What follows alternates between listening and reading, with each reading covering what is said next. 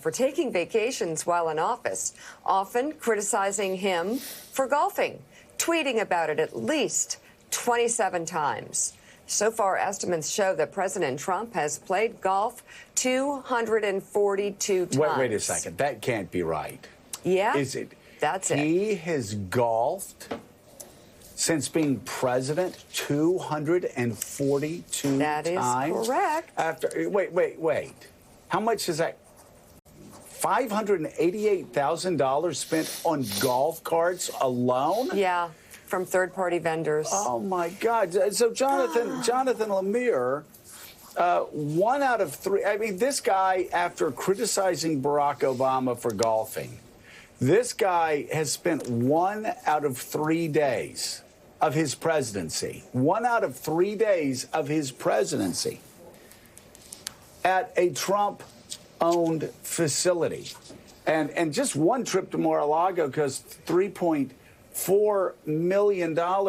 What could the justification be for hiding this from the American people, not letting American taxpayers know how much all of his golf outings and all of his golf vacations are costing him?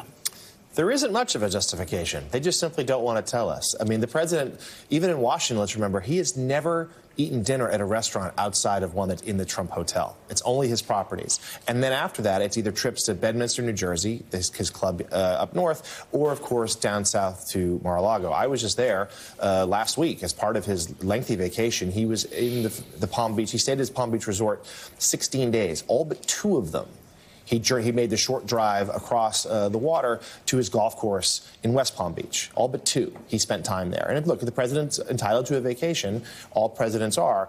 But he does so and spends time at his property and spends time outside of the White House. But Jonathan, 1 out of 3, though. No, you say every president's entitled to vacations. 1 out of 3 days at, like, a golf resort? 1 out of 3 days as president of the United States at one of his golf resorts. Right. Well, that's the second part of that sentence was going to be the idea that he does so at an extraordinary rate. It's not, presidents are entitled a week or 2 off at Christmas, but he is there all the time. When he leaves the White House, he doesn't go to Camp David with any frequency. He goes to his properties, and where, therefore, the Secret Service and the traveling White House package has to go with him there, and that costs the taxpayers money. And he does so at a rate we have never seen before from any of his predecessors. Yamiche, to put it in some perspective. So lazy. To put it in some perspective, the president spent 1 out of every 5 days last year in 2019 at one of his golf resorts. And also, we should remind people of his obsession with President Obama's golfing. He'd be on a campaign stop in New Hampshire and say, this guy plays more than people on the PGA Tour. He couldn't believe how often the president played golf. He couldn't believe how often he was away on vacation. The implication was that President Obama wasn't serious about his job, and all he cared about were the trappings of the job. My goodness, President Trump has exceeded President Obama by leaps and bounds. Well, this is why it's so newsy. It's the fact that President Trump made it a campaign message, made it one of the central things that he was talking about when he talked about President Obama, essentially calling President Obama, at least trying to acknowledge or trying to say that President Obama was in some ways lazy because he was taking too many vacations. And then you fast forward to his own presidency, and he's someone who has enjoyed the golf resorts that are in his name. I will say that I think the president is also a businessman, and this is someone who understands that these trips are not only going to be covered, but we're going to be saying the names of Bedminster and Doral and Mar-a-Lago, and that's going to make people want to go and possibly become members there. I think that there are a lot of these properties that have been well documented that they're struggling financially. So what you have is possibly some people, some critics of the president saying that he's using federal government money to bolster and help his properties. That's, of course, a pretty serious charge there, but that's a charge that is being made by some people. He obviously was trying to have the G7 at Doral. He had to then pull back on that because it was just seen as something that was so outlandish. But I think what you see is the president using the powers of the presidency in some ways, at least critics would say, to bolster his own property. So this isn't just about vacations and whether or not he's working there, because there are times where he's working, he's making national security decisions from these golf resorts. But there are people that are really concerned about whether or not he's violating laws and violating the Emoluments Clause by going to some of these resorts and by seeking to have federal federal money go into these resorts. Hey, Joe, we've done some quick math around the table here, Lemire, Willie, and I. And the President of the United States has played more rounds of golf than the top 3 PGA winners last year. And his greens fees average out to about $1.2 million a round. It's unbelievable. I mean, I played 1 round of golf. How'd you play? Over the past year or 2. Did you wear the green jacket? Horribly. One time, of course, Willie, as you know, of course, I did. Thank you for bringing up the green jacket, 1987. Yeah. Nobody remembers it. But, Congratulations. But it's quite a year. Yeah. I played 3 or 4 times that year, so my backswing was doing much better. I had a lot more control on my wedge. Closer to the green. So, but it's really incredible. If you think back, let's put this in perspective. I remember people making fun of George W. Bush because when he was governor, he would take like an hour and a half, sit at his desk and play video golf. Back when video golf used to be a big thing, you could play it on your computer. And we all thought that was the funniest thing. This guy sits as governor and wastes an hour and a half playing video golf. And then, of course, Barack Obama, Meek and I were shocked to find out that he walks upstairs at 6 o'clock at night. And a lot of times he felt like, well, he'd done his service to America and that was it. Here you got a guy who, again, is so lazy.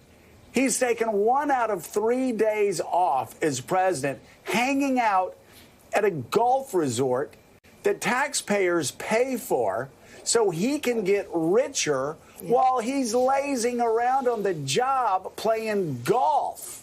Like, he is screwing working-class Americans who are paying him to not do his job at his resort while making him richer, just sitting around in golf carts, waddling around playing golf. Waddling. Like, this is absolutely incredible. Have you seen him in the golf shirts? Have you seen him walking around lately? I mean, it is such a scam for people who are working 40, 50, 60 hours a week. They pay their taxes, and then they are paying the costs of the President of the United States, taking a squad of people down to one of his resorts so he can lie around, play golf, eat, do next to nothing, but occasionally kill an Iranian general.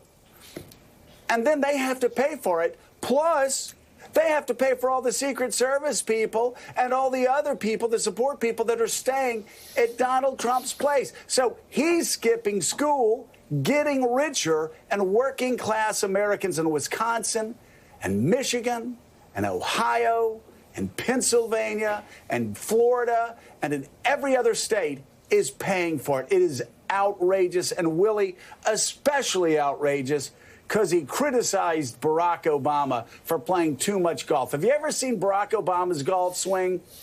He didn't play enough golf. Like, this is just, it is such a joke that Donald Trump is getting away with this. Such a joke. Well, and the thing with President Obama was that for Donald Trump, it wasn't like an offhand once or twice thing he said. It was a theme of his campaign. As Yamiche indicated, he was suggesting that President Obama is lazy for playing golf. So this has, look, as Jonathan said, presidents should get away. They should clear their heads. You say that all the time, Joe. Go on vacation. But don't make it a central part of your presidency that you're on a golf course that you own, that you're marketing and giving publicity to by being there. And obviously the hypocrisy is plain based on what he said about President Obama for years. It's incredible. 1 out of 3 days of his presidency spent at a resort of his own that taxpayers are paying for while he's off the job. Yeah, and they use like dump trucks and stuff to move trees to give him privacy. And by the way, so he can play Mika, golf. even when he's in the White House supposedly doing his job, you look at those schedules, his executive time, sometimes he doesn't even get into the White House till like 11 o'clock, get into the Oval Office at 11 o'clock in the morning for a meeting. Okay. Yeah. No, the laziness is incredible. I've never seen a lazier guy. Dude, like at any job. I was going to say in the White House, but anywhere. 1 out of 3 days he's off. He ambles into the White House sometimes, like into the Oval Office at 11 in the morning. Laziest guy we've ever elected to the presidency. Maybe it's for the best. Yamiche, thank you very much. Still ahead, President Trump.